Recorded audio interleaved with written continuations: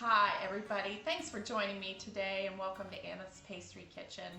Today I'm going to make a chess pie. This is a lovely dessert that's very lemony and fairly easy to make. The thing I love about this dessert is that it uses ingredients that you may already have on hand in your pantry, which I think is a good idea right now. So the main ingredients are eggs, a little bit of milk, sugar, fresh lemons, grated lemon rind, a little bit of flour, and then the secret ingredient is cornmeal, so that sort of ups the texture just a little bit.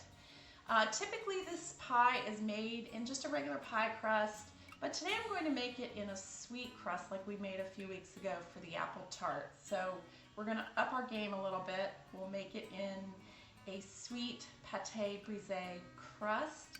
We'll call it a lemon chess tart, and today I'm using the recipe from my good friend Alita, and it is delicious. I've made it before. It's very lemony and yummy, and again, you're using ingredients that you may already have on hand. So stay tuned and we'll put together our chess tart.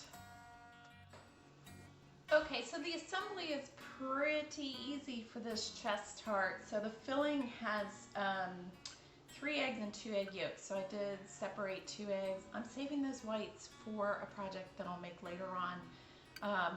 Hopefully I'll be making a meringue. So save your egg whites. You can use them in an egg white omelet. You can make a meringue. There's different uses for those egg whites, so you don't have to throw those away. I've melted 1 stick of butter that I'll go ahead and throw in here. I think first I'll go ahead and add the sugar. So 1 3/4 cup of sugar. So there's a cup. That's a lot of sugar, but we also have a lot of lemon juice. So you need to counter that tart lemon juice with a fair amount of sugar. All right, so 1 3/4 cup of sugar. And then we'll go ahead and add our melted 1 stick of butter. So I'm going to go ahead and add that in and stir it. And then we'll add 1/3 cup of milk. And then we'll add the lemon juice, the flour, the cornmeal, the grated lemon rind. And I'm not even bothering to use my KitchenAid mixer. This can be done by hand with a nice big whisk like this. I'm not trying to beat a lot of air into it.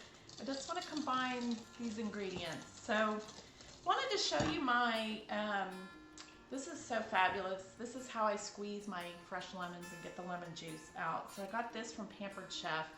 You go ahead and put your half a lemon in, and then you just squeeze it. It squeezes it really well and gets all that fresh lemon juice out, keeps the seeds from going in.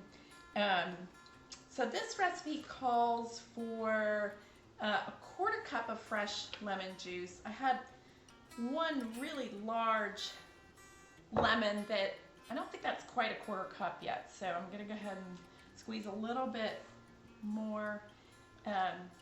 This does take a fair amount of lemon, so the lemon rind that I've grated, it's calling for 2 tablespoons, and that's going to end up being about 5 lemons worth of grated lemon rind. So, all right, so there's my fresh lemon juice squeeze. I'm sure that's at least a 1/4 cup now.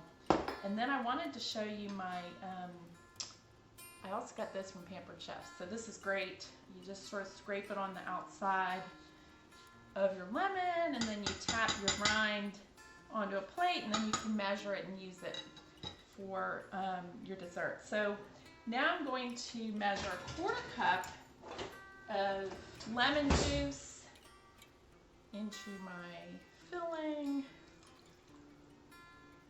All right, lovely. That's going in.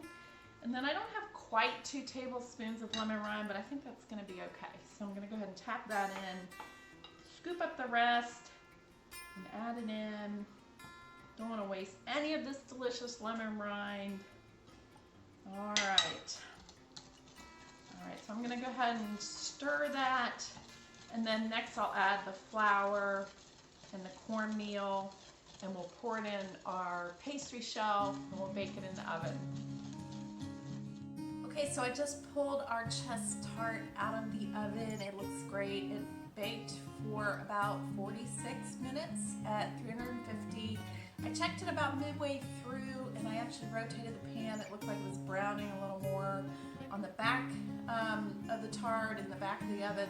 So I rotated it very carefully. The way you can tell when it's done is when you kind of shake it a little, the center, you know, looks firm. It jiggles a little, but it's not like wavy, raw, sort of moving around too much.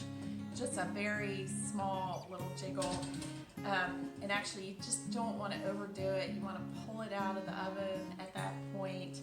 It looks delicious when we slice this into thin slices and add a little whipped cream, some sort of garnish. I had blackberries. I wish I had candied violet. That would be beautiful. Maybe I'll find some real violets out in the field today. So there's our chest tart. I will show you a picture of the sliced tart when it's all done. So thank you for joining me today, and I hope everyone's doing well.